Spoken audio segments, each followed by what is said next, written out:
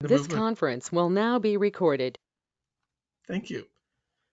So we are uh, entering a new world, and we're committed to fighting for it. The the agenda for today is to welcome us all, and we're up to 51 of us. That I think is a record. And I'm going to give a very brief overview on the movement as a number of people are joining for the first time. Then we'll, including some updates on what the movement is doing in this era of COVID-19. And then we'll have a special presentation from a team from Mercy Corps and University of Washington, a announcement of a new resource that Britt Lake will share with us. Then we'll hear from the chapters around the world in the different regions, and we'll all be done by an hour and a half. So that's the program. Let me, for those of you who are joining for the first time, we're in the era of the Sustainable Development Goals. And a lot of us have been very frustrated that there were little pockets of money available to do a short-term project on food or on poverty or on health or women's rights as a silo. But that big blue circle of mobilizing communities and strengthening their civil society and local government to really ensure all these SDGs get accomplished, nobody was paying for that. Nobody was supporting it. It didn't even have a name. And the name of that process is community-led development.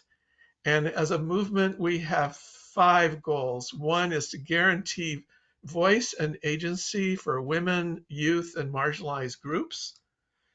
Uh, Ensuring that local communities have a fair share of public resources. In many of the countries where we work, it's all the money stays in the capital city. It never reaches the communities. We want good local governance. Governance is not just government. It's the local government, democratically elected, socially accountable, but also a strong civil society able to mobilize the collective voice of people to get their rights fulfilled. Hopefully that will all produce quality public services for everyone and resilience, because resilience is a community attribute. You can only have a resilient nation or resilient households if you have resilient communities. And right now, what all of us are struggling to do is to ensure that we have COVID-19 resilient communities. The way we do this, we want CLD for everyone. That means every sub-district, every cluster of villages needs somebody devoted, effective, and skilled. And Rebecca, you'll get the slides afterwards also if you want. Um, the mobilizers for every cluster.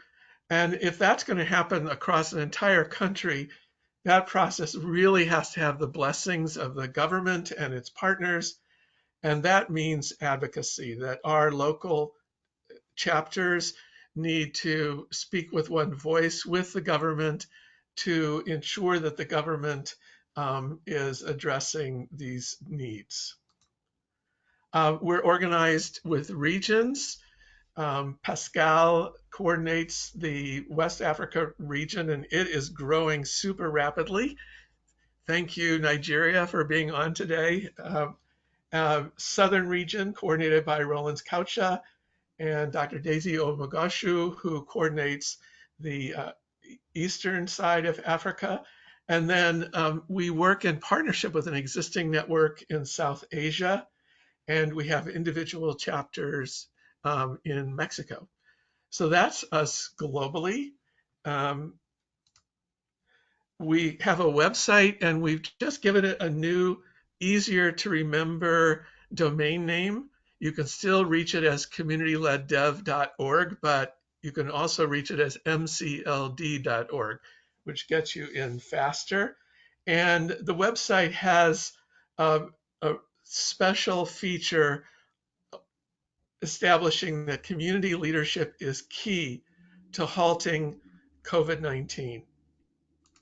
When you click on that, you get a infographic with all of the SDGs that our communities have to tackle in order to halt COVID-19. And when you click on each of those SDG icons, you actually get a whole resource page on how communities are key to addressing poverty or zero hunger or sustainable communities or peace, justice, and strong institutions. So each of these has a resource. The other thing is that we've recently had some very specialized resources during COVID-19. I'd like to introduce Nellie and Gunjan, who will tell you what happened last week.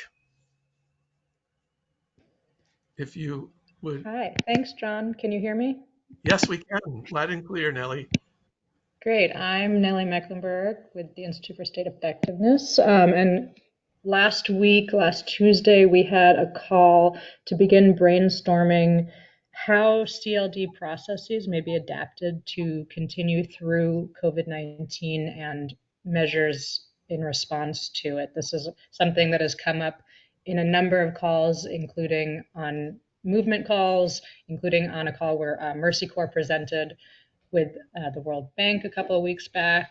So, the core aims of CLD are to build solidarity and collective action, to address hunger and poverty, increase local decision making. And these actually are still very critical, if not more so, during this pandemic. But the processes that we use or that are relied on for this in CLD often are, facilitation and social mobilization and community meetings and trainings. Those are precisely the kinds of processes that are constrained by social distancing policies and by lockdowns in different countries. So this call was a first opportunity of hopefully multiple for the network and partners to begin to brainstorm some of the solutions and adaptations that could allow this to continue. And there was really great turnout, some 98 participants. The internet connection was there for us, which is also great. And we brainstormed in 4 different breakout groups, different barriers to practice around limited access, around travel, the inability to convene because you have to maintain 6 feet of distance, service delivery and procurement issues, and how people's time and priorities are shifting with caretaking duties or with livelihood issues or being sick. We have shared minutes and recordings of the call, as well as open Excel documents where the 4 breakout groups had begun to gather ideas and feedback, and we've shared that so that we can keep that work happening in the interim. Next, we'll also be sharing a small reflections paper and surveying how the movement and partners and participants want to take this forward, which could be some of the ideas that have come up are a follow-up call or focused working groups. So we will see. We'll send that out soon and hope to see many of you in the future iterations of this. Gunjan, anything to add? No, thanks. Thanks, Nellie. That was very comprehensive. Like Nellie said, stay tuned. We will be sending out the next steps soon. In the meantime, the only other thing I want to mention is this thing that you see on the screen called Share Innovations. So when you go to the new MCLD webpage, especially the one that, the main page which has COVID-19 on it, you will see this link there. We recognize and realize how much innovations are happening in our communities and within our organizations with the work that we've been doing around COVID-19. And these really are a testament to what happens when you put communities front and center in development. So we do want to collect this database, not just for learning from each other, because there's so much that, what's happening in Benin, people in Nigeria can learn from, what's happening in Nigeria, people in, maybe Liberia can learn from. So many things. Yes, we have specific contexts, but there's so many solutions that are common or that we can at least adapt to our own context. So we do want to have this as a learning resource for all of us, but also increasingly a large number of people have been coming and asking us, do you know organizations who are doing this? Do you know organizations who are working in this country and have seen something happen in terms of community mobilization? So that is a wonderful platform for you to actually showcase the great work and ideas that are happening within your communities. So many people have already put in responses, but for the others, I would really encourage you to share your innovations. It's a very simple Google form. It takes 5 minutes. So, but that's about April 21. Moving on to today. Just go and press this. We want to stay here. Somebody's talking in the background. I'll see if I can catch them and mute them. All right, perfect. Thank you, John. But we have a great agenda lined up for today. So moving forward, I do want to introduce Ryan Sheely, Gian Kim, and Carly Smith from Mercy Corps, who will be sharing with us a toolkit that's been developed on measuring social capital and social cohesion. Ryan is the Director of Research and Conflict and Governance at Mercy Corps. He is also a research fellow at my alma mater, the Harvard Kennedy School. Gian is the Senior Resilience Researcher at Mercy Corps and a visiting fellow at the Feinstein International Center at Tufts University. And Carly Smith is a graduate student at the University of Washington Evans School of Public Policy and Governance. So from conversations among partners, we do know that this is something we struggle to measure. But the reason I'm really excited about this presentation today, as many of you who have heard me or know me know, is because some ways it ties back to meta-synthesis. And that is because the impact group in the meta-synthesis, and I know we have people from the impact group here, so I'm sure you'll be as excited as I am about this. The impact group had identified 5 impacts that we believe community-led development has in the short, medium, and long term. And one of them was social capital, right? The next step really for the metasynthesis group had been to look at each of these 5 impacts that we had identified and to come up with indicators of or ways of measuring them. And these are not easy, especially social capital. So I was super excited when we learned that Mercy Corps is actually doing all this work. And this is going to really directly feed into the metasynthesis research. So thank you for doing all of this for us. I want to mention one more connection really, and that is Susan Wong. So this research that Ria and Gian will be presenting today was commissioned by Susan Wong, who heads the community-driven division of the World Bank. And guess where the idea of the metasynthesis came from, or who germinated the idea at least? Susan Wong. So it seems that all roads kind of seem to lead to Susan here. But I would turn it over to Ryan. I think you started, and thank you. Yep. Great. Thank you so much for that introduction, and good morning, good afternoon, good evening, everyone. Thank you for joining in. As Gunjan mentioned, the aim of today's talk is to present an overview of this social capital and social cohesion measurement toolkit with really a focus on how to use it in practice. And we're really excited to be sharing this work with you and are eager to discuss ways to use it in your own attempts to learn from and advocate for your community-led development projects. So I'll start off by just providing a little bit more background on the origins of the project and how Mercy Corps and the World Bank were aligned in this goal and mission. Carly will then present the process and methods that we used while developing it and our working definitions of social capital and social cohesion that form the backbone of the work. Gian will then walk us through the toolkit and the core survey questions. And then I'll finish up the presentation by sharing some concrete examples of what the questions look like when adapted to a given context. And we'll conclude by touching on some next steps, including validation of the toolkit and adapting it to some of the post-COVID-19 realities that John and Nellie talked about early on. So as Gunjan said, this project originated about a year ago in some parallel conversations about measuring social capital and social cohesion that were happening at the World Bank's CDD group and at Mercy Corps around the same time. So when we first spoke with Susan Wong about this, what she was working through in her CDD portfolio was a set of challenges with measuring these two concepts, particularly in fragile and conflict-affected settings. So the first challenge was the fact that there were too many competing definitions, questions, and indices to easily sort through when designing a questionnaire or evaluation. The second challenge was that many existing questions or tools for measuring social capital and social cohesion were extremely long or complicated to use in practice.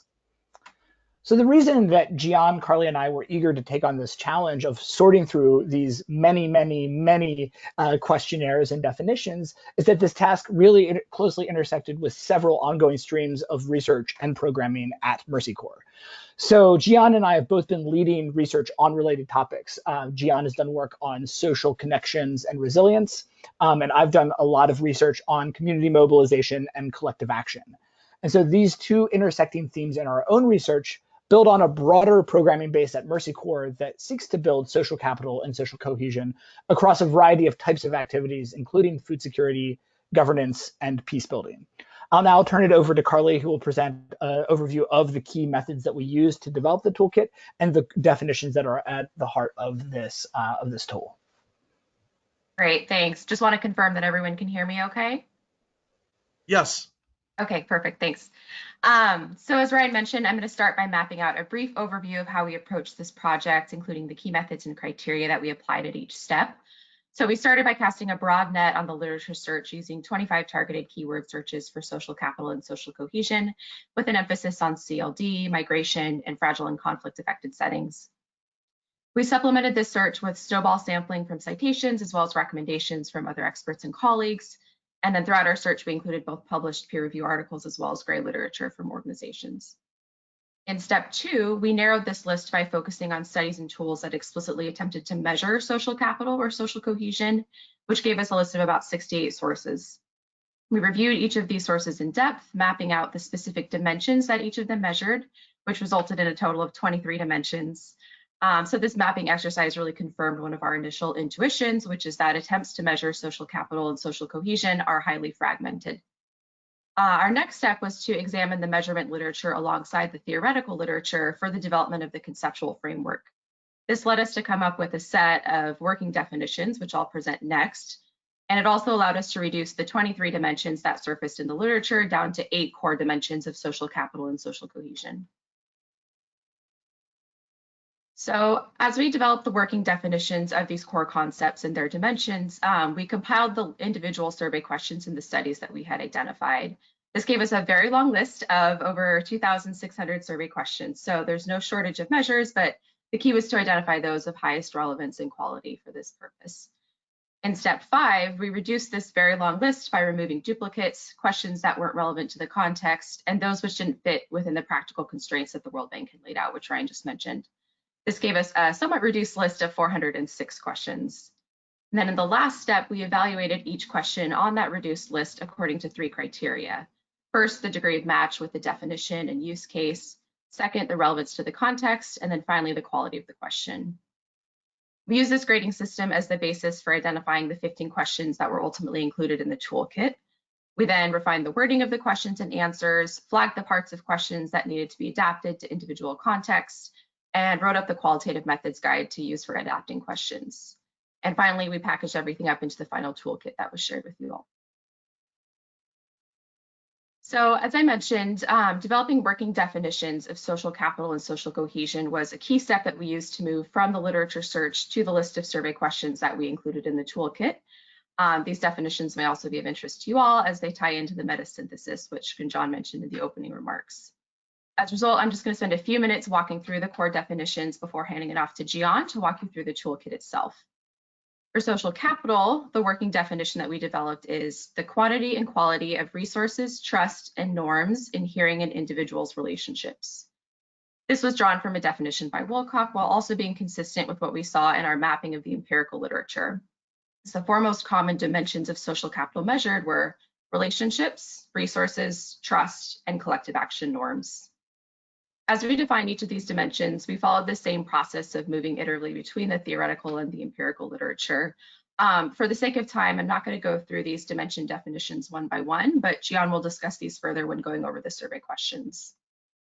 The one dimension of social capital that I do want to quickly highlight is relationships, as it's very core to this work, which we define as the nature and strength of an individual's network connections with other individuals.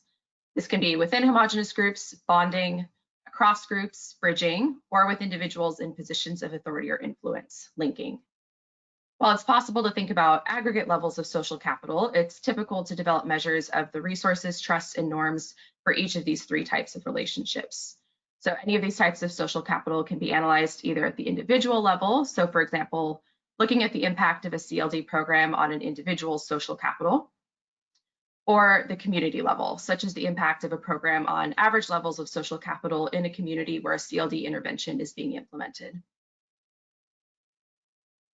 For social cohesion, the working definition that we developed is a sense of shared purpose and trust among members of a given group or locality, and the willingness of those group members to engage and cooperate with each other to survive and prosper. This definition was based on a number of common definitions in the theoretical literature, including Stanley as well as Chan, and also, again, what was most commonly measured in the empirical literature. Our definitions help to clarify several important distinctions between social cohesion and social capital. So first, the definition of social cohesion highlights a group or locality, whereas the definition of social capital drew attention to individuals and their networks. This indicates that while the dimensions of social cohesion can be measured through individual level surveys, calculating measures of social cohesion requires using a local area, such as a village, as the level of analysis.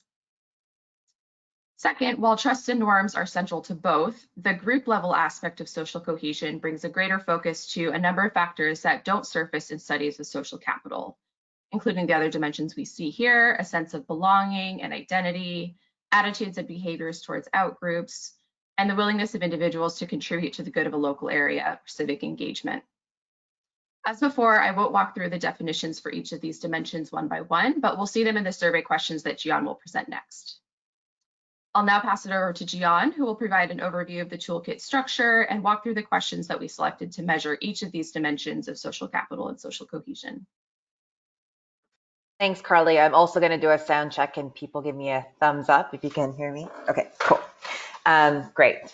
So the resulting toolkit is then a living document composed of two data collection components. The first is the set of 15 survey questions that measure the 8 dimensions of social capital and social cohesion, drawn from a review that both Ryan and Carly have talked about, which is intended to be integrated into a larger evaluation survey. The second is a qualitative contextualization guide used to adapt the survey module to the evaluation context as well as the CLD project. And as it's been emphasized by my co-presenters, an explicit goal of this toolkit was its user-friendliness. We wanted to ensure that evaluators and researchers could pick this toolkit up and adapt it for use in their CLD programs with relative ease. So in this toolkit, we provide a step-by-step guide for how best to use it. So the first step is to review the definition and dimensions of the social capital and social cohesion, as Carly has done for us, and to review the survey module question by question to familiarize yourself with the overall structure and the purpose of each question. The second and third step brings together the preparation for and the conducting of a qualitative exercise to contextualize the survey module. As we will emphasize throughout this presentation, the performance of these questions will really depend on how well they're adapted to not only the context, but the CLD project under evaluation. Depending on the resource and constraints you're facing, you may choose to pursue a more in-depth approach or a lighter touch exercise. During pre-COVID times, we would have advocated for a brief field visit that entails interviews and focus groups with groups where CLD sub-project will have been implemented. However, for teams facing resource constraints or time constraints, or when in-person data collection may be unsafe, as it is right now, a lighter touch alternative is to conduct key informant interviews or discussions with those who have the insights and experiences and can speak to the issues at hand remotely. To facilitate this contextualization process, we also include a qualitative interview and discussion guide in the toolkit, and Ryan will discuss briefly how to adapt the toolkit in the current pandemic in our closing. The fourth step is to review the qualitative results and to adapt the survey questions. The toolkit includes instructions and a template for adapting survey questions to the context while ensuring that the intended purpose of each question is honored if even if it's translated into a different language. The fifth step is to conduct an enumerator training by integrating the descriptions of the definitions and the survey questions, as well as the qualitative findings, to help selected enumerators understand the purpose of each survey question and their contextualization. Once the enumerators are trained and the modules are appropriately folded into the folds in survey instrument, data can be collected. The toolkit, as Ryan has mentioned, was designed to produce a module survey for measuring social capital and social cohesion. It does not specify several aspects of analysis, including the construction of an aggregate indices or the comparison of results across contexts. The toolkit is intended to be a living document, as noted, and our hope is to update the toolkit on an ongoing basis, drawing on results from empirical testing and validations. To that end, the sixth and final step that's listed on this slide here is for evaluation teams to consider analysis, validation, and index construction, and to determine how best the 15 questions are aggregated into an index or analyzed on a question-by-question manner, and if and how these questions or index can be compared across evaluation contexts. Ryan will speak to these issues really briefly in our closing. With that background in mind, I will now provide a quick overview of our select questions from the survey module to give you a snapshot of what these questions look like. As you'll see in the toolkit, for each question, we cite the original source and its intended measurement purpose. If you're following along in the toolkit that was shared in the invitation, we're now on table 4. The first dimension listed in our module is relationships. As Carly highlighted earlier, the relationships is a key dimension for social capital, which uses a list of respondents' connections with other individuals, groups, organizations, and institutions, or their bonding, bridging, and linking relationships that are relevant for the CLD project and context. You may have noticed the square brackets in some of the survey questions and underlined text in others. These indicate components of the surveys which will have to be contextualized and adapted to the context and the project. Resources is the next dimension of social capital. The module includes 2 questions for the dimensions to measure both the material and non-material received and provided by individuals and households in times of need. You'll see both of these questions use the same relationship list that were developed for the relationships question. The next 4 questions focus on the dimensions of trust and collective action norms, which measure both concepts of social capital and social cohesion. Question 4 and 5 here, the first 2 on the slide, seek to measure interpersonal and generalized trust. Question 4 is measuring the interpersonal or the bonding bridging as well as the institutional trust, and inquires about an individual's belief that their connections, same as those used in previous questions in the CLD geographic unit, such as a village, will have the capacity to do respondent harm but will not do so. Question 5 inquires about an individual's belief that other people in the village who have the capacity to do respondent harm will not do so, and this is distinct from the previous question as it inquires of interpersonal trust of specific individuals or groups that are relevant for the context and the CLD program. The next 2 questions measure internalized and collectively shared aspects of collective action norms, respectively. And for sake of time, I won't dig into them too much here. On the next slide, the questions listed here are through questions 8 and through 15 and are intended to measure the concept of social cohesion. The first 2 are measuring the dimensions of belonging, or the degree to which an individual or collective group feel like they fit in the village. The first question focuses on individuals' belonging and is framed intentionally in dissent to be more explicit about capturing individuals' sense of exclusion or marginalization. The next one inquires about the degree to which all people within a CLD geographic unit, such as a village, fit together. The next, we include 2 survey questions that measure the dimension of identity. The first under this dimension seeks to measure the characteristics that an individual believes define them, such as a resident of their village, as a member of their social group.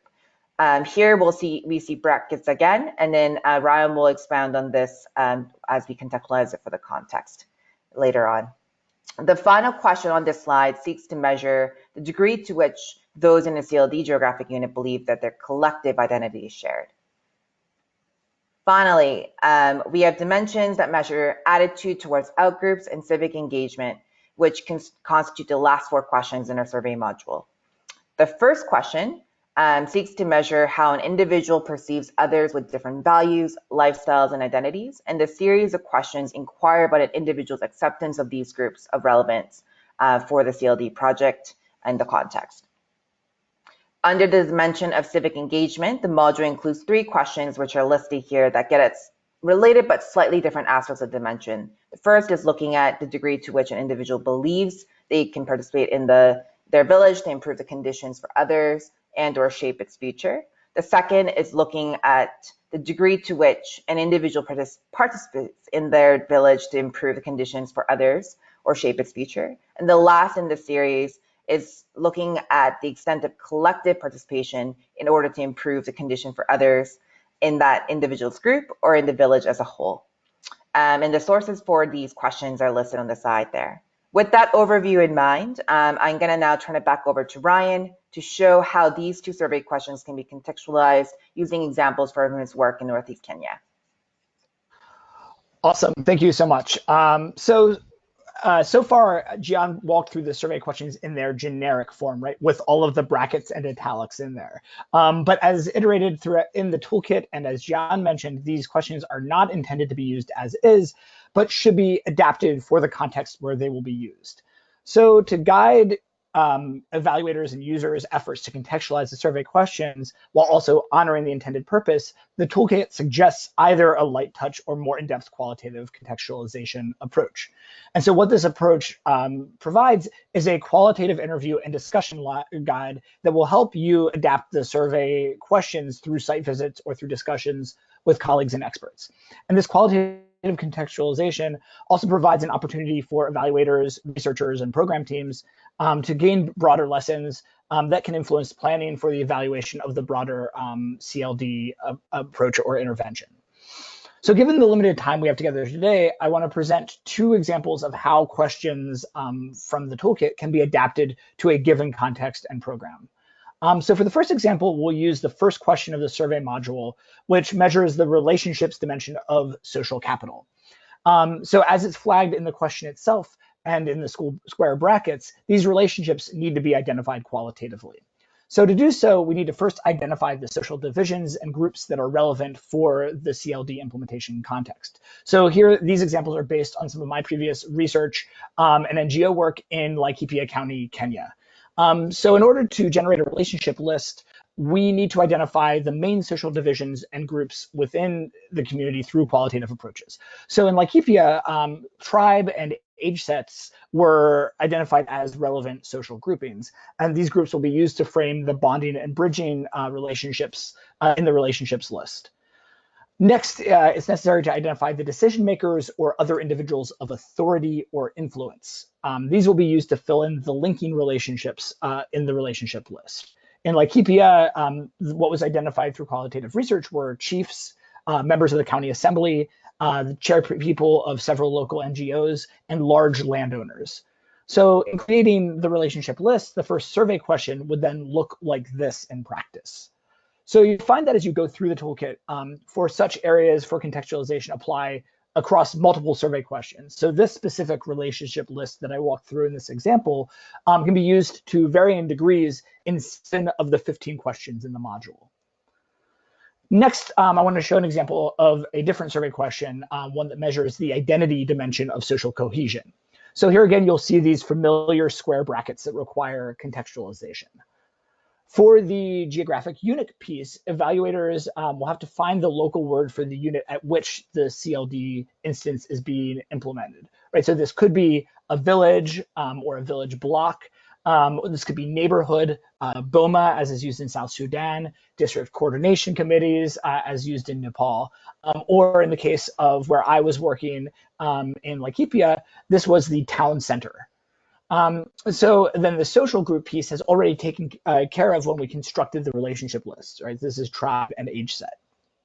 So taking together the contextualization and adaptation of the survey question will yield the following series of questions for the identity dimension. Within the toolkit, we have carefully outlined the 6 survey components that will need to be contextualized, their affiliated survey questions, and detailed instructions for adapting survey questions. And as the performance of these 15 questions will largely depend on how well they're adapted to the context, we think this formative step is a really important and fruitful part of the overall measurement effort. And then in our final few minutes, I will discuss some of these next steps that Gian alluded to at the beginning, and try to share some initial insights on field use, especially during the current pandemic. So while this toolkit is ready to be deployed and tested in the field, we have several additional recommendations regarding validation that should be taken into consideration when preparing to analyze and interpret the data using these tools. So first, the definitions developed here identify which dimensions and questions should be used to measure social capital and social cohesion. The main limitation is that these definitions by themselves don't automatically suggest whether and how these individual survey questions should be combined into aggregate indices of social capital and social cohesion. So to do this, it'll be necessary to conduct construct validation using data collected with these tools to empirically test how these measures relate to one another. Second, as the survey tool is deployed in more and more contexts, cross-context validation should be conducted to assess how the performance of individual survey questions and any aggregate indices is similar or different across contexts. Finally, it is our hypothesis that the set of questions selected here validly measures social capital and social cohesion while maximizing ease of implementation for organizations implementing CLD approaches. However, this hypothesis should be empirically tested by comparing this toolkit against other indices and survey tools used in the literature to assess relative performance on both measurement, validity, and ease of use. I think I'm getting an unmuted microphone somewhere with some feedback. Thanks, I think it got addressed. So just to wrap up, as these validation needs indicate, the next step with this toolkit is to get it into the field and to start a cycle of learning and adaptation from validation analyses and user feedback. And of course, the big complication of all of this is that the COVID-19 pandemic is forcing us to very quickly rethink the approach for both programs and evaluations. While many activities are being postponed, the most common adaptation is using information and communication technology for mobile surveying and interviewing. So we wanted to briefly touch on a few ideas of what that might mean, and we're happy to dive into this more in the Q&A. First implication of responding to COVID is the need to rely on desk research, expert consultations, and remote interviewing for the qualitative inputs needed to adapt to the survey. As Gian mentioned, even before COVID, this was on our radar. So we anticipated that this mode of qualitative information gathering might be necessary. So the approach outlined in the toolkit, that is the lighter touch qualitative approach, will directly be able to be used in surveys that are being put together now during COVID. A second and more of a heavy pivot is how to think about the questions in this toolkit in the context of conducting mobile phone surveys. And this was a big topic of conversation when we presented this work back to the World Bank earlier this month. And the biggest implication and decision point here is the mode of mobile phone survey that you're using. So our strong recommendation is, if you are doing a mobile phone survey, is to use it with computer-assisted telephone interviewing that has interviewers administering phone surveys, rather than some of the more interactive and automated approaches using voice response surveys or SMS. And so even though our aim was to make a toolkit that was as user-friendly and lightweight as possible, it's our expectation that the content and number of these questions still requires a live interviewer speaking with the respondent. And then a final implication of COVID for this toolkit is more on the side of the programs that we're using it to evaluate. And I think this really connects to what Nelly was mentioning at the beginning of the meeting, right? That the key components of CLD and the heart of the underlying theories of change really rely on bringing people together in groups and mobilizing people directly. And this is precisely what social distancing measures are preventing. In Mercy Corps' programs that have a community mobilization and the CLD component, we're starting to contemplate whether any components of these interventions can be carried forward using technology or other adaptations, or whether these programs need to be delayed until group gatherings and movement are allowed again. And I think this is especially on our minds, given some reports from our crisis analytics, which indicate that there are a number of ways that the pandemic and the public health response is shaping social capital and social cohesion, which indicates that there really is a need to think about how to adapt CLD and related programming approaches during and after the pandemic. And I'd be interested in hearing how your own organizations are adapting to this reality. And I think that this is just the real benefit of speaking to this community of practice and this community of advocacy in this moment.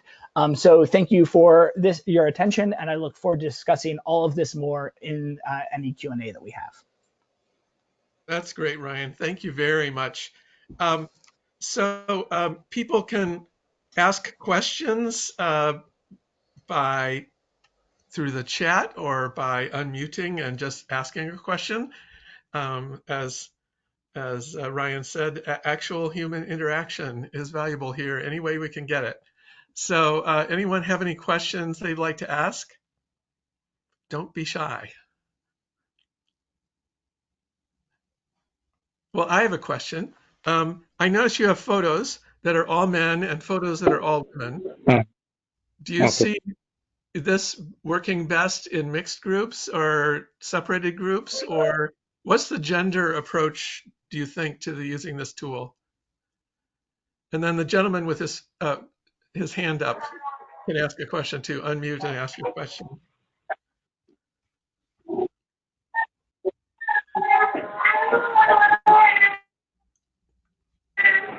Okay, Robert, we're getting a lot of background noise. If you're not speaking, please mute your phone by hovering over the screen and clicking on the mic. So, Gian, or would one of you like to answer my question? Oh, and somebody else has asked the same question. So how do you intersect this toolkit with a gender lens?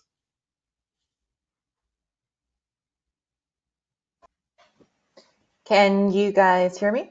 Yes. Great. I think where the gender lens may be really fruitful and important to consider is in the qualitative contextualization process. So as we are identifying important subgroups whose insights, experiences, and perspectives should be reflected and used to contextualize the question, a women-only group can often be a really great way of ensuring that women themselves feel comfortable in discussing these issues that are important for evaluators to keep in mind.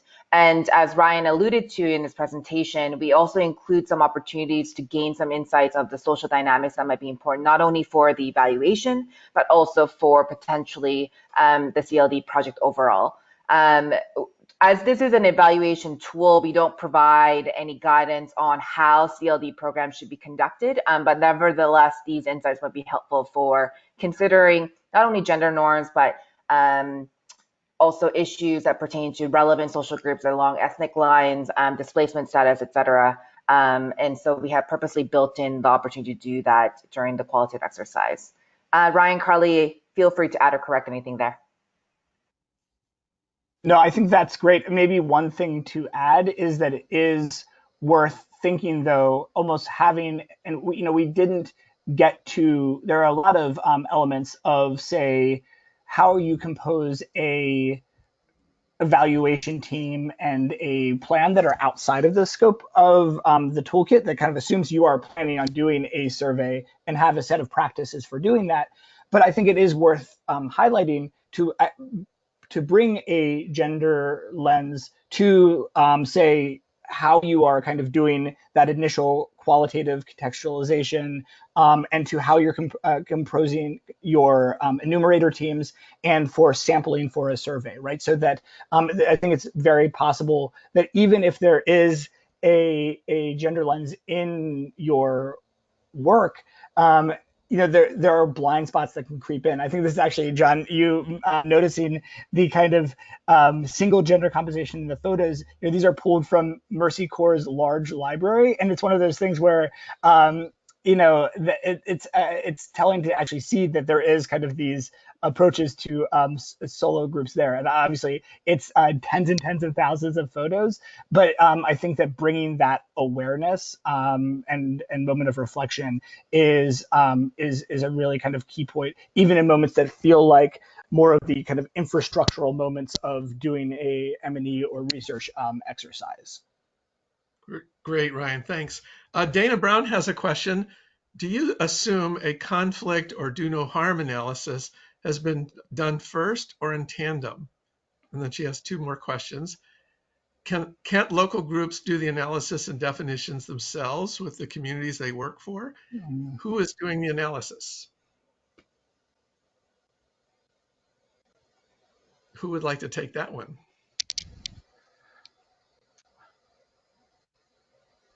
So I'll take a first step of that.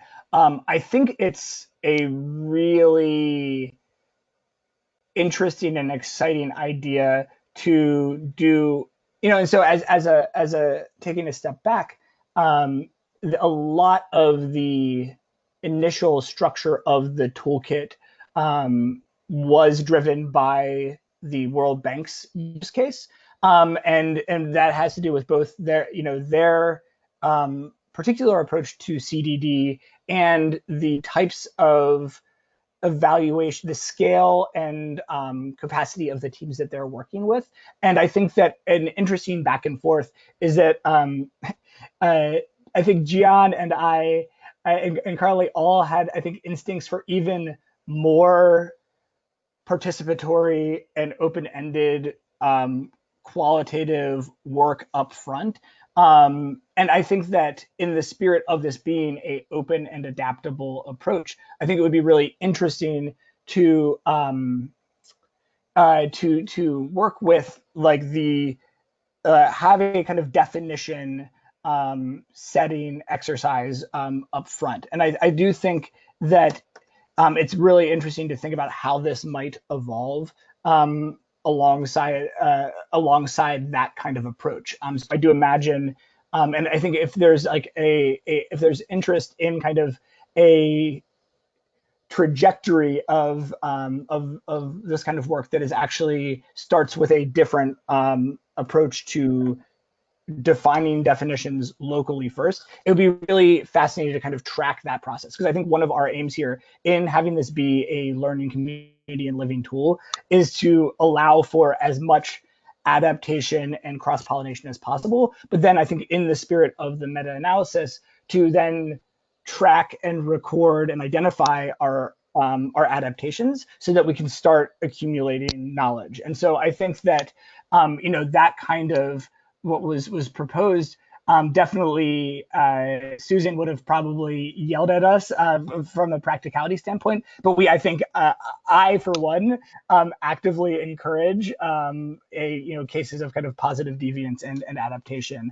On the question about how to sequence this with conflict analysis and or do no harm analysis, that was out of the scope of the ask. I think in my mind, I would say most cases where we would be using this at Mercy Corps would probably be after having done a do no harm analysis, but there isn't a prescribed sequence there. Gian or Carly, any other responses on this note of questions? Great. No, Ryan, I think just for sake of time, we can move on. Just to iterate that, I think we were trying to strike a balance of making sure that this was standardized in the sense that we're bringing precision to the measurement and evaluation of these topics, but generalizable enough that we weren't prescribing exactly in what sequence, in what order evaluation steps need to happen for a variety of programs. So I think a lot of things will be left up to the team to ensure that it is appropriate and feasible given resource and capacity constraints. Okay, well, I think there have been a lot of questions. Some of you have been seeing the answers posted on the chat. Just to let everyone know, this has been recorded. It will appear on our website after this call, and also everyone who has subscribed to our email list will get an announcement about how to access it. There are a lot of questions about training, and Gunjan has announced we're looking at having another session on using this. I think people were curious, Mercy Corps, whether you all would come and do trainings for different groups. I don't know if that's in your plan or budget, but certainly as the movement, we're going to facilitate people learning how to adapt and use this in different contexts. So with that, I really want to thank you. If there are more questions, we can handle them offline in follow-up conversations or emails. Gunjan, I'm going to switch now to sharing my screen if I can. And it would be great for you to introduce Britt. And she has another toolkit to announce here. So, and then we'll. Thanks, John. And yeah, if people have these questions, we'll kind of make sure that they go to the Mercy Corps team. I think Gian is already looking at them, so that conversation can continue. But very excited to introduce Britt Lake, who is the CEO of Feedback Labs. A lot of you may remember her from the October 2 event that we organized in DC, where Britt moderated the session on feedback and responsiveness on community-led development. So we started today's meeting talking about, the April 21st meeting and some of the problems and issues that were coming up that partners were facing. And one thing that came up constantly was in the times of social distancing, in the times of, or rather we decided to not call it social distancing, but physical distancing. So in the times of physical distancing and travel bans and all the other connectivity issues that we have, how do we continue to listen to our communities? And more importantly, how do we continue to carry these voices to donors and other platforms? And so I'm very happy that we actually have Britt with us here today because they have come up with some resources that they would like to share with us. So Britt, over to you, and John's going to run the slides. So just let us know when you want the slides to change. Great, and you can tell how long that we've been stuck indoors because my hair has grown a lot since that last slide, that last picture was taken. Thank you so much for that introduction.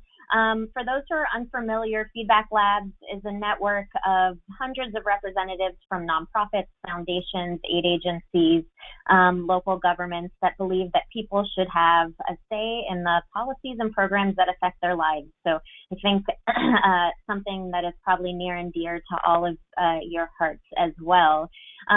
While, over the last few weeks and now months, we've been getting a lot of questions from our network asking how they should adapt their feedback and listening practice during this time of physical distancing, and while new concerns continue to crop up that maybe is different from what people are normally used to working on. And as a result of the feedback we've gotten that that's a need of our community, we've developed a few resources, and I only have a few minutes, so I'll quickly go over them now. If you could move to the next slide. So the first is we've developed some pieces of evidence in making the case for those of you who need to convince funders or bosses or others around you why listening is essential right now. For most of you, this is probably me preaching to the choir here. But I think as we have seen in any major emergency, humanitarian or natural disaster, it's especially important to listen to community needs and adapt based on that, simply because adaptation needs to happen so rapidly, and the stakes are so high. So I'm not going to go over all of these, but a few things that I will mention. One is that at least here in the U.S., I think we're seeing an increased interest from funders to have an element of listening and feedback in your COVID-19 response. And one piece of evidence around that is that the Council on Foundations has a giving pledge that now over 700 funders have signed. One of the main commitments in that is a commitment to listening and acting on feedback. So that, in addition to all of the regular reasons why because listening helps you better target your interventions, it helps save time and money, builds trust and ensures inclusivity, all sort of help to build the case that listening is an essential element that is worth investing funding and resources in. Next slide, please. So this is just a link, and I can put it in the chat as well. On our website, we've developed a quick resource page, and this will continue to be built out through the coming weeks, but it essentially has 3 pieces of resources for those of you who are interested in improving your feedback practice right now or adapting it to the times we're living in. The first is that sort of making the case element. We have some pieces of supporting evidence that'll help you make the case that the investment in time and finances is worth this.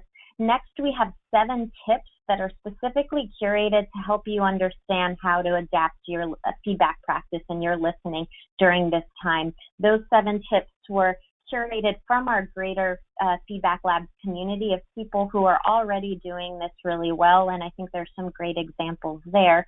And then finally, we have specific tools that we would recommend that would help you carry out some of these. So there are a variety of tools that will help you sort of be able to collect and listen to, listen to your community and act on that feedback.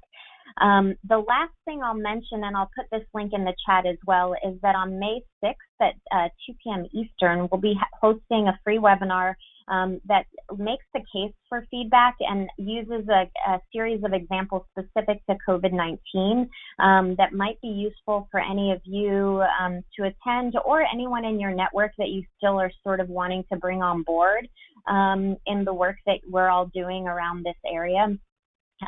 So again, I'll put that in the chat. I know, again, I only have a few minutes here, but just want to let Feedback Labs be a resource for all of you. If there are tools or challenges that you are seeking, please reach out to us, because we really are here to support the field, and we want to make sure that the tools and the resources that we're providing are useful to all of you. So I'll also leave my email address in the chat, and I'll pass it on. Thank you for those few minutes to be able to share those resources and links.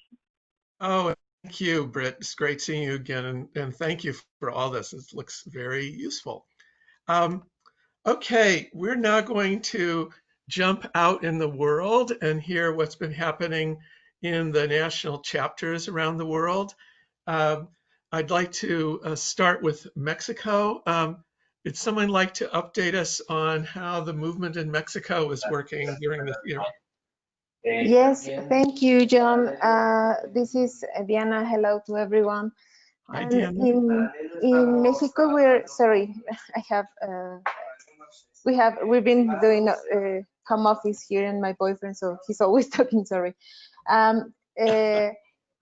So in Mexico, we've been working in 4 dimensions. The first one is the prevention and information about COVID-19 to our community partners. And then we're doing GFCLD. We're doing GFCLD and mobilizing GFCLD, and also we're working in our strategy.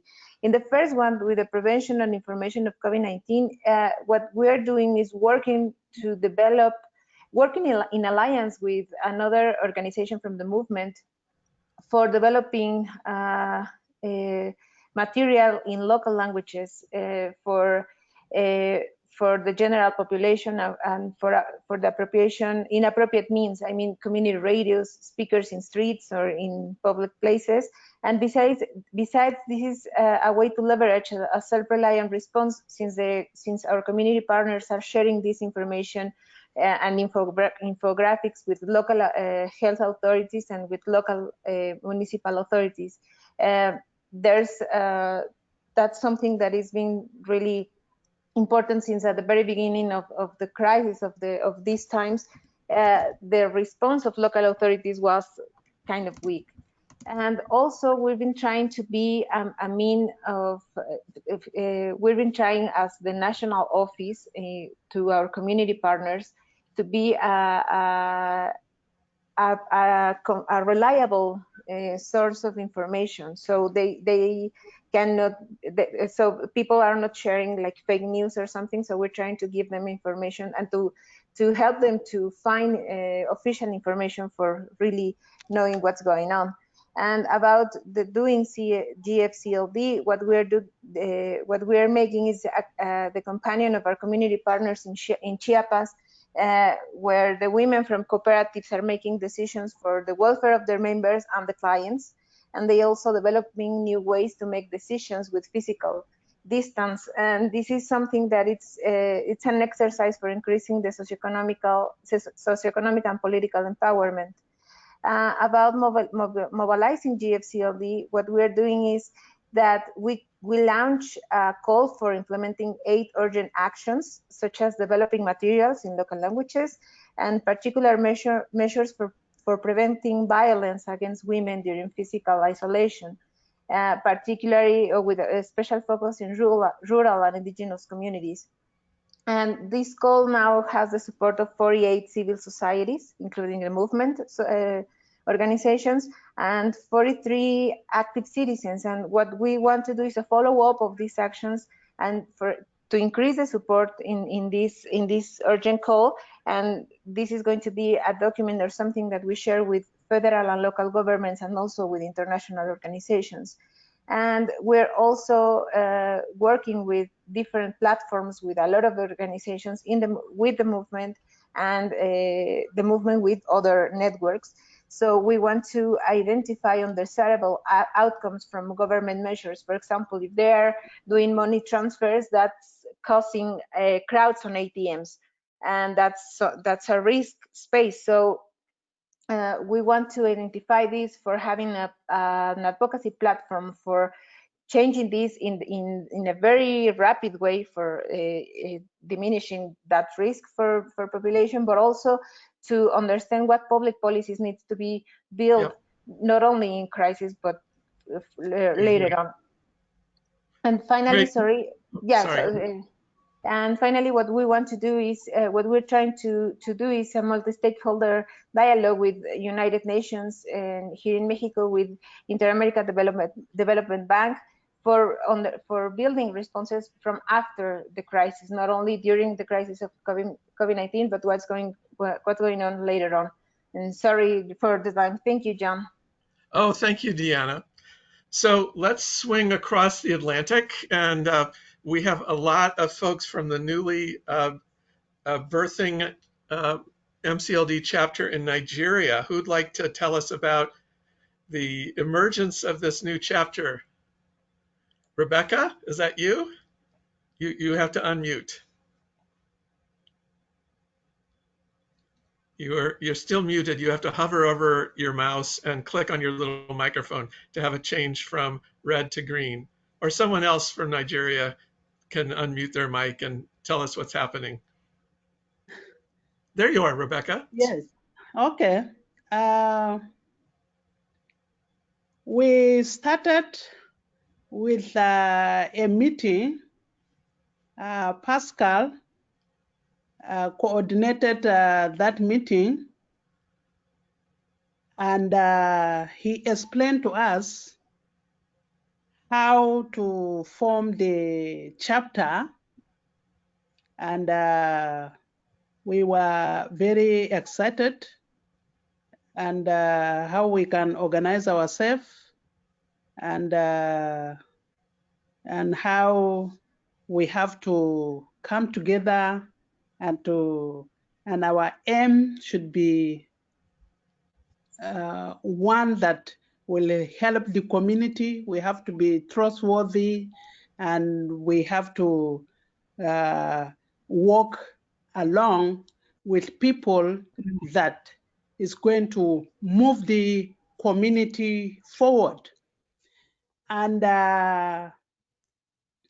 you know, I heard about this movement from Gujam when we met in the in US ID co-creation workshop. So she was telling me, and I said, okay, this group will be good in Nigeria.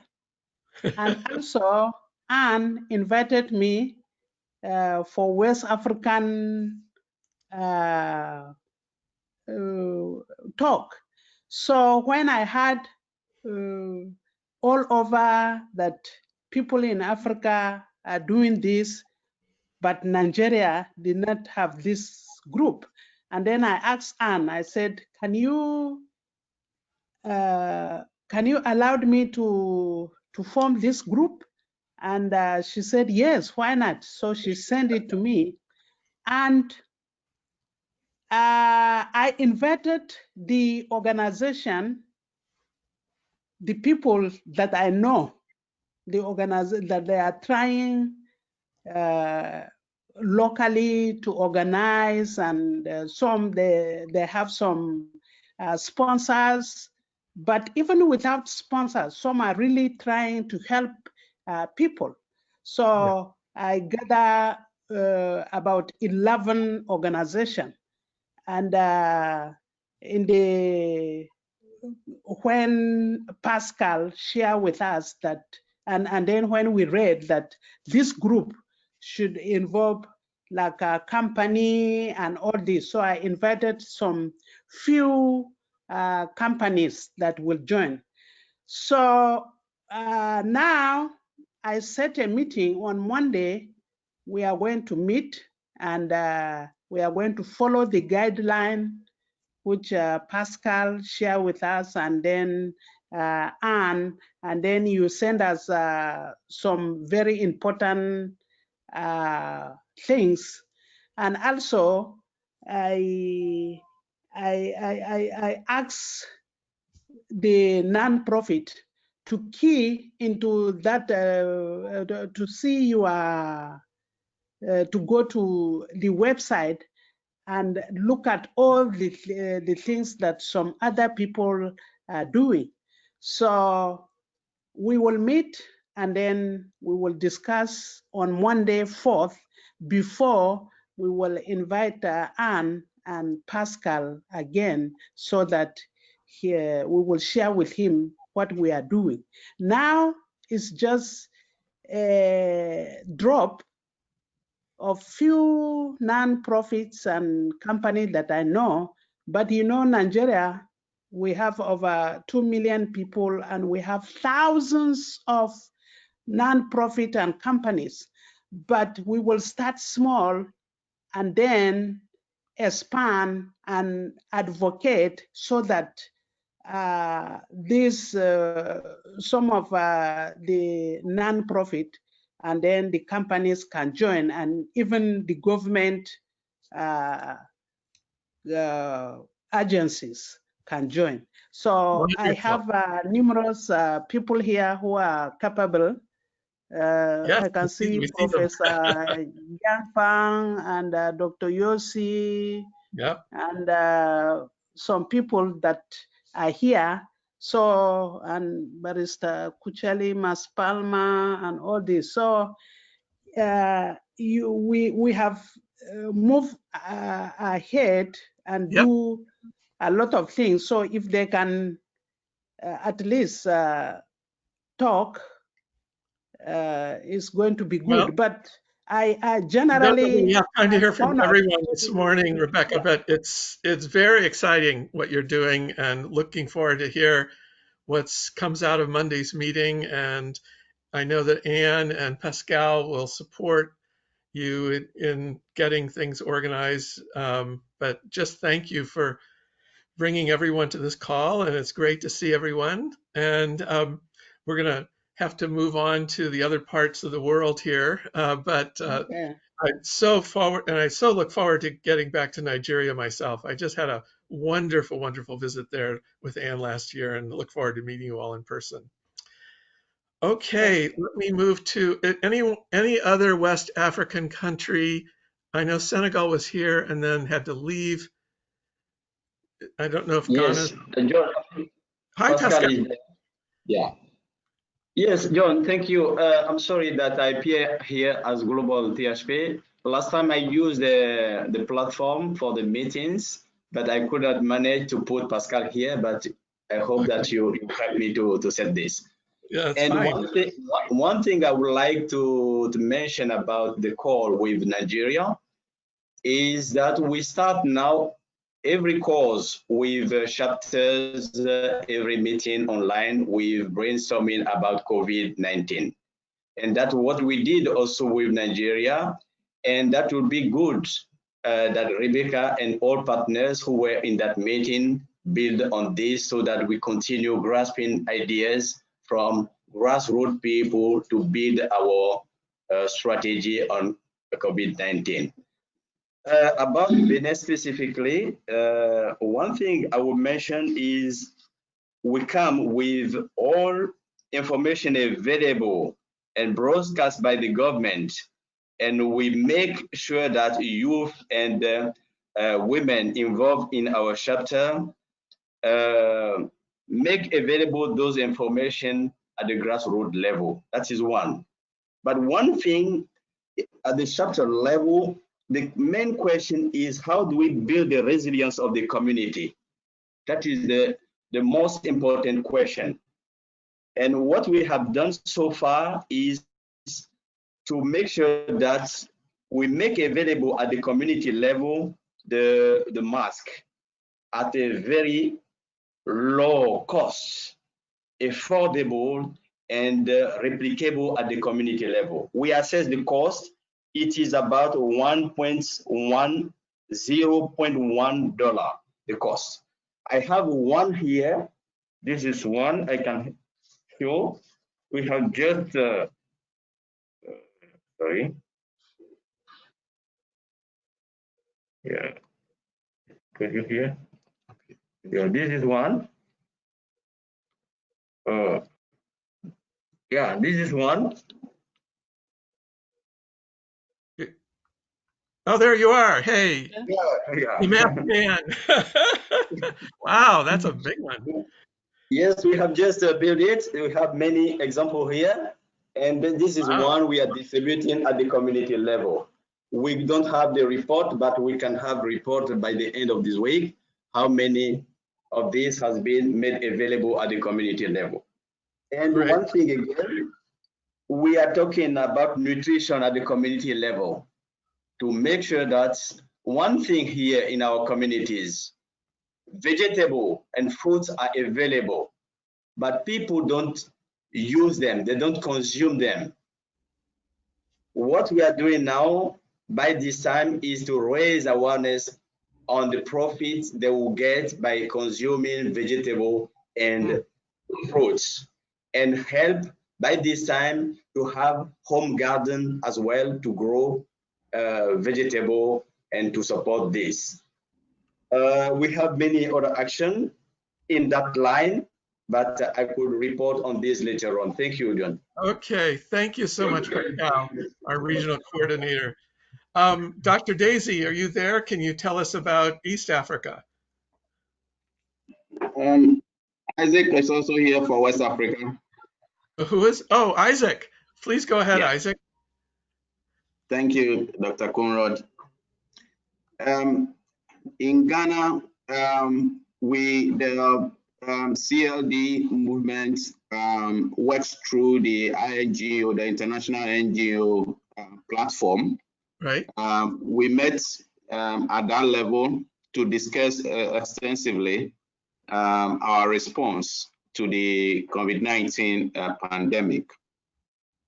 And in that meeting, we adopted a number of response strategies, which include using digital and electronic approaches to educating our communities on the disease, to build their capacity to be able to prevent and to deal with the coronavirus. We have also discussed the need to provide the needed logistics and PPEs, personal protection equipment, especially to the rural clinics. The rural clinics have been more or less, they seem not to be the government's priority. The priority for the distribution of PPEs is on the city clinics, to the neglect of the rural clinics. So our focus is to provide this equipment to the rural clinics. Hunger Project has gone ahead to procure some PPEs for distribution to our epicenter clinics. We have also procured some of these logistics for distribution to our animators, in the communities, and we have also impressed upon other members of the movement to do same, to protect volunteers that they are working with and the partners. So we are also using radio, mobile phones, as I said, digital and electronic means to carry out this education in the communities. So these are some of the key things that we are doing in response to COVID. Wonderful. Thank you very much. Thank you so much. Daisy, over to you, if you can unmute. You're muted, Daisy. Now you're not. Yes, good. Okay. Yes, good evening, everybody. Yes, I'm from Uganda. So we have the movement for community development in Uganda. And we have also tried to do our part in responding to the COVID epidemic. But if I may give just a background, sometime back we had already started working with the government of Uganda in terms of how they can take the community-led development approach to scale during our national development plan development for 2020, so 2025. So we have had some relationship with the government. We had established some relationship with the government. So now with the COVID pandemic, it became very serious. It's a national issue, and it requires more than ever the community-led development approach. So we are seeing ourselves coming in handy in this time of the pandemic. First, we have a common information sharing platform, maybe like how all the other groups are. But in this case, the members now are sharing what they are doing towards the pandemic, what they are involved in. And this is providing opportunities for cross-learning, adopting good practices, and also, again, entrenching the community-led development practices. This came in hand in the sense that the expertise in community mobilization and sensitization is very critical in the rapid dissemination of accurate information and also guidance. So the community-led development chapter members have engaged in information and awareness creation campaigns at the community level, and we are covering almost all districts because we are in every area, and we are also in most of the sector areas. We are working closely with the government at the district level. Some of the chapter members are part of the epicenter of the district or local government task forces to ensure that the standard operation procedures are followed. Right. But also at the national level, we are working through the Uganda National NGO Forum, which is spearheading the collaborative efforts between the civil society and also the Office of the Prime Minister. This is offering us a lot of visibility. And most importantly, all our members, including the Hunger Project, are part of the civil society members who are organizing and mobilizing the most vulnerable people in communities to register and also benefit from the ongoing government relief program. Apart from that, some of our members are actually involved in relief, providing some of the essentials for the stressed communities or households. Some are providing food, some are providing other amenities like mattresses, and also mostly are engaged in training the village health teams on how to carry out door-to-door sensitization and the messages that go with that. And of course, we are also providing, where possible, some of the protective gear and other sanitation materials to the community members. There are some key organizations which have sort of stood out in our members, in our membership.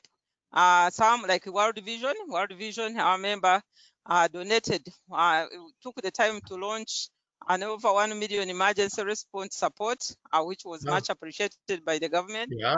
And it is going to go to about 53 districts. We have one link, the Mengo Youth Development Link, which is supporting a lot, almost all the street children in Kampala, giving them a tentative shelter and also food. Wow. We have also an initiative in Maracha where we operate some organizations which are providing cash food and also the PPE materials. So I would say most of the members are participating in information, in also support where they can, and also working hand in government with the government.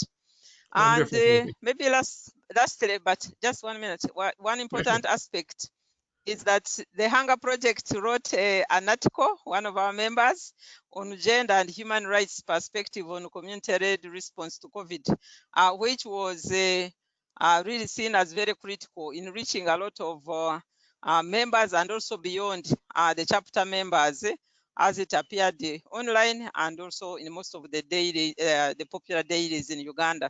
So I can say we are also heavily involved in the responding to the pandemic, and I think we are doing a good job. Good, Daisy. Thank you. Thank you so much. Okay, last but definitely not least, Southern Africa. Roland, do you want to update us? Yes, thank you. Thank you, John. Let me start with, so in the Southern Africa, we've got 2 chapters, national chapters, one in Malawi and one in Zambia.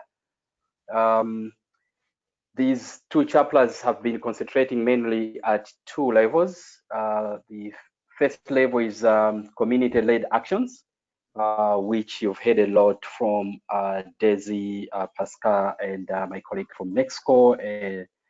And then the other level is to mobilize members for to make sure that CLD membership speaks with one voice. And on that one, let me specifically speak about Zambia, record on behalf of Zambia. It all started from a question from one powerful member, Ray, from Zambia, and who was asking at, okay, so how do we play our role as CLD members at national level? And then members stepped up that conversation and used the platform to come together.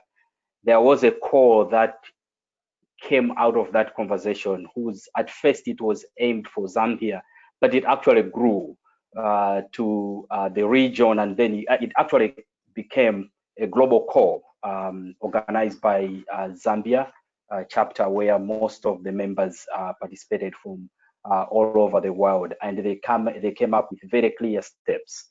One important step that they came up with actually was to make sure that Zambia should speak with one voice as CLD members, and they have created a civil society task force.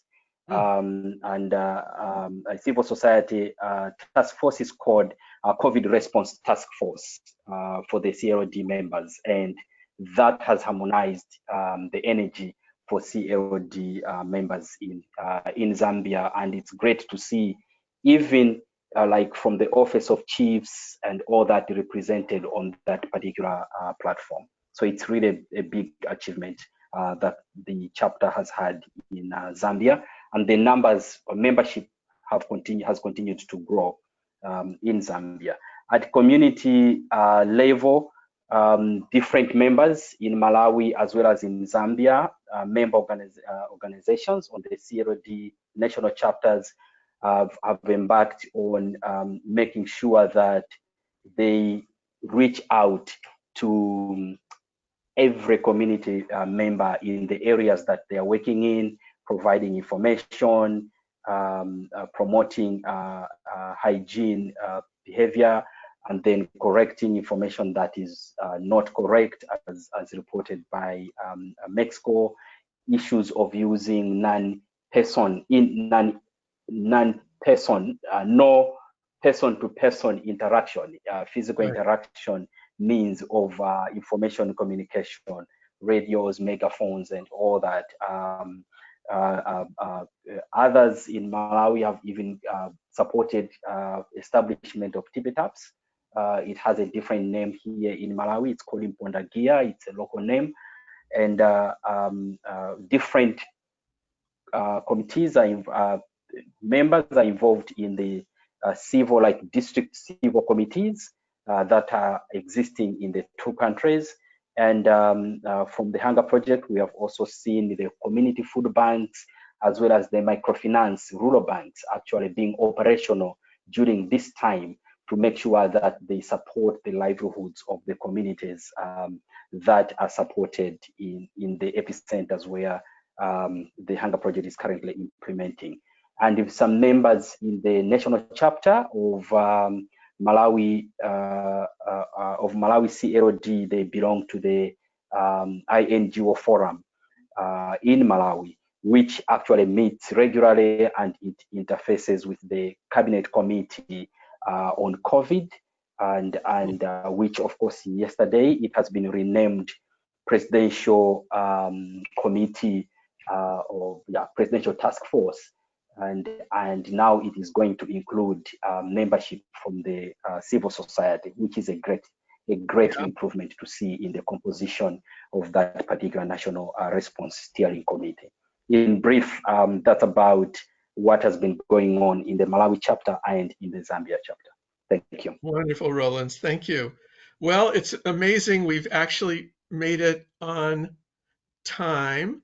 Anne has pointed out in the chat that there's a document on our COVID page that you can download also, that on civil society response. And as she says, has been co-created by all the chapters. So please see that. Our next meeting, global meeting, will be exactly a month from now, Wednesday, May 27th, at the same time. Please, if you are generating photos of your activities on COVID-19, it would be great to see them. It would be great to share them on our website and in our call next time. And I know that a lot of the chapters will be having remote calls together and lots of interfaces through Zoom and other ways with lots of other organizations to push this agenda and empower community leaders to make their communities resilient to COVID-19. This will give us enormous lessons learned for the future of community-led development in all sectors.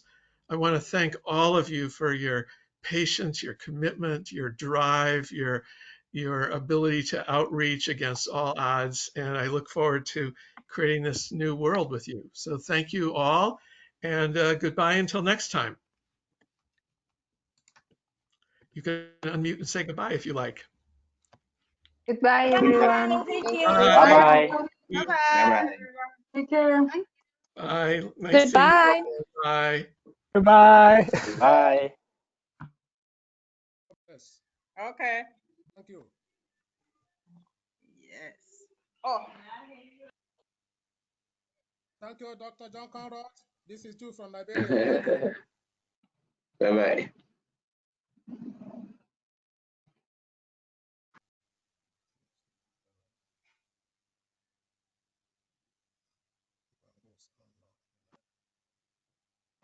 Hello?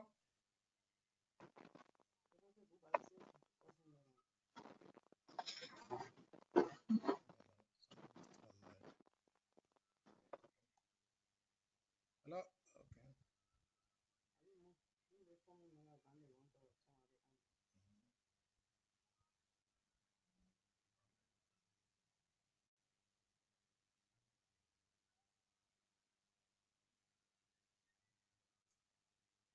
Okay.